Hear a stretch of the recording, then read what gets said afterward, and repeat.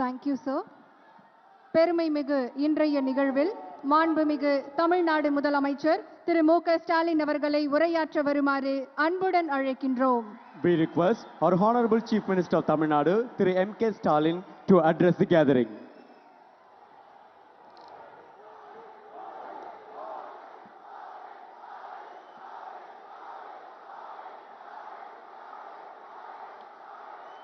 பல்வேறு நிகழ்ச்சிகளில் பங்கேற்க வருகை தந்திருக்கும் மாண்புமிகு பாரத பிரதமர் திரு நரேந்திர மோடி அவர்களே, மாண்புமிகு தொட்டத்துறை அனைத்திலும் சிகரத்தை தொட்ட மாநிலமான தமிழ்நாடு இந்திய திருநாட்டோட பொருளாதார வளர்ச்சியிலும் முக்கிய பங்காற்றி வருகிறது. அப்படிப்பட்ட நம்முடைய தமிழ்நாட்டின் இதய பகுதியாக இருக்கிற திருச்சிராப்பள்ளியின் பன்னாட்டு விமான நிலையத்தில் 1112 கோடி ரூபாய் செலவில் அமைக்கப்பட்டிருக்கும் புதிய முனையத்தை மாண்புமிகு இந்திய பிரதமர் அவர்கள் திறந்து வச்சு சிறப்பித்திருக்கிறார். தமிழ்நாடு முதலமைச்சர் என்ற வகையில் தமிழ்நாட்டு மக்கள் சார்பாக அவருக்கு என்னுடைய மனமார்ந்த நன்றியை நான் தெரிவித்துக் கொள்ள விரும்புகிறேன். அதேபோல் இந்த துறையினுடைய மாண்புமிகு அமைச்சர் ஜோதிராதித்யா சிந்தியா அவர்களுக்கும் என்னுடைய மனமார்ந்த நன்றியை தெரிவிச்சுக்கிறேன். திருச்சிராப்பள்ளி பன்னாட்டு விமான நிலையம் தமிழ்நாட்டோட 2வது பெரிய பன்னாட்டு விமான நிலையம். இதை மேலும் தமிழ்நாடு அரசு 318 கோடியே 85 லட்சம் ரூபாய் செலவில் 294.57 ஏக்கர் நில எடுப்பு செய்து இந்திய விமான ஆணையத்துக்கு வழங்க நடவடிக்கை எடுத்து வருது. மேலும் திருச்சி உட்பட சென்னை, கோயம்புத்தூர், மதுரை, வேலூர், தூத்துக்குடி விமான நிலையங்களை விரிவாக்கம் மற்றும் நவீனமயமாக்க 3118 கோடி ரூபாய் செலவில் 2302.44 ஏக்கர் அரசு மற்றும் பட்டா நிலங்களை இந்திய விமான நிலைய ஆணையத்துக்கு வழங்க நடவடிக்கை எடுக்கப்பட்டு வருது. இந்த விரிவாக்க பணிகளை விரைந்து முடிச்சு மக்கள் பயன்பாட்டுக்கு கொண்டு வர வேண்டும். தென் தமிழ்நாட்டில் ராமேஸ்வரம், கன்னியாகுமரி ஆகிய இடங்களுக்கு இந்தியாவோட பல்வேறு பகுதியிலிருந்தும் மக்கள் ஆன்மீக பயணமாக வராங்க. பல நாடுகளிலிருந்து சுற்றுலா பயணிகளும் வந்து போகிறாங்க. அவங்க எளிதாக வந்து போகிறதுக்கு ஏதுவாக மதுரை விமான நிலையத்தை பன்னாட்டு விமான நிலையமாக அறிவிக்கணும்னு நாங்கள் ஏற்கனவே வச்ச கோரிக்கையை மாண்புமிகு இந்திய பிரதமர் அவர்கள் கனிவோடு பரிசீலிக்க வேண்டுகிறேன்.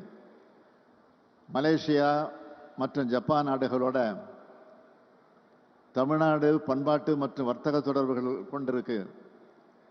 அதை கருத்திலே கொண்டு சென்னை பினாங்கு, சென்னை டோக்கியா இடையே நேரடி விமான சேவையை முன்னுரிமை அடிப்படையில் தொடங்கணும்னு நான் கேட்டுக்கொள்ள விரும்புகிறேன். அதோட சென்னை மெட்ரோ ரயில் திட்டத்தோட 2ஆம் கட்ட திட்டப் பணிகளுக்கு பங்கு பகிர்வு மாதிரி அடிப்படையில் ஒன்றிய அரசினுடைய பங்களிப்பை விரைந்து வழங்க மாண்புமிகு பிரதமர் அவர்களை கேட்டுக்கொள்ள விரும்புகிறேன். நெடுஞ்சாலைத்துறையை பொறுத்தவரை தமிழ்நாட்டில் இப்போ தேசிய நெடுஞ்சாலை ஆணையத்தால் நகாய் செயல்படுத்தப்பட்டு வர பணிகளை விரைவுபடுத்த வேண்டும். சமீப காலமாக இருவழிச்சாலையாக மேம்படுத்துகிற நெடுஞ்சாலைகளுக்கும் சுங்க கட்டணம் வசூலிக்கப்படுறதிலிருந்து விலக்கு அளிக்க வேண்டும். அடுத்து திருச்சி மாவட்டத்தோட MSME நிறுவனங்கள் தான் பெல் பொதுத்துறை நிறுவனத்துக்கு தேவையான உதிரி பாகங்களை வழங்கிக்கிட்டு வந்தாங்க. தற்போது பெல் நிறுவனத்திடமிருந்து இவங்களுக்கு கேட்பானை procurement order எங்கள் மிகவும் வாழ்வும் பாதிக்கப்பட்டது. எங்கள் இதனால் இந்த பகுதியில் செயல்பட்டு வர MSME நிறுவனங்கள் மிகவும் பாதிப்படைஞ்சிருக்காங்க. எனவே பெல் நிறுவனம் மீண்டும் அதிகப்படியான கேட்பானைகளை இவங்களுக்கு வழங்க ஆவணம் செய்யப்பட வேண்டும் என்று மாண்புமிகு இந்திய பிரதமர் அவர்களை நான் கேட்டுக்கொள்கிறேன்.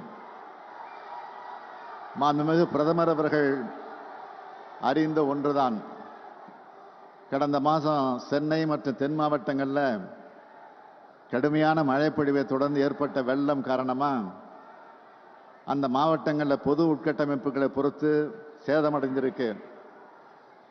மக்கள் வாழ்வாதாரமும் மோசமாக பாதிக்கப்பட்டிருக்கு.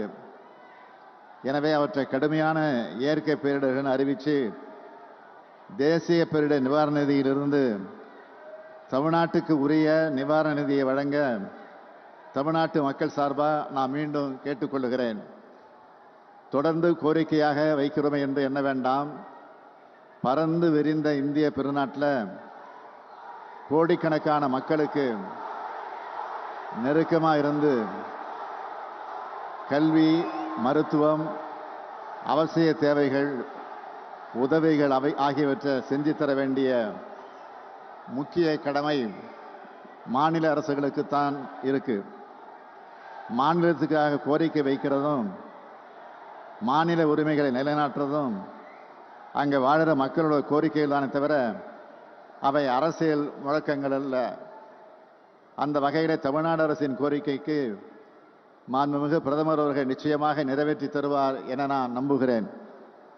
I conclude my speech by thanking our Honorable Prime Minister for gracing this occasion and inaugurating various schemes for Tamil Nadu and laying foundation for new schemes. Nandri, Vanakkam.